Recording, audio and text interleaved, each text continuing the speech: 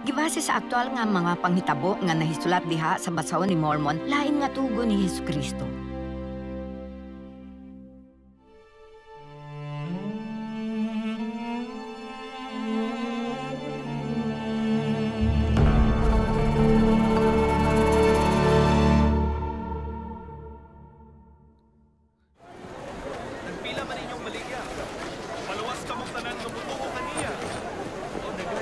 Nagkinahanglan ko og tabang bahin sa panagsumi sa yuta. Asang dapita. Sa gawas ra sa syudad. Maayo din ha na di ay kana duha kasino.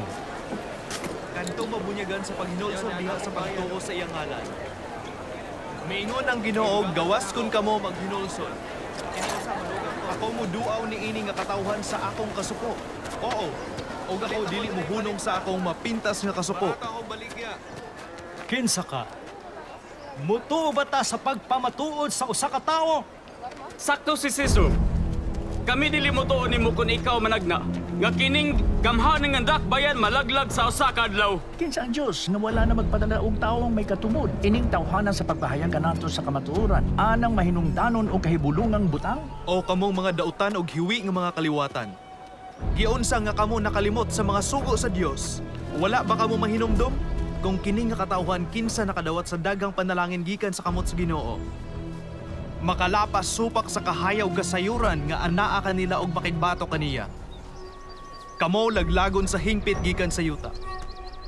Karon, aron kamo dili malaglag, musangyaw kami ni ining nga katawhan nga mag-ingon.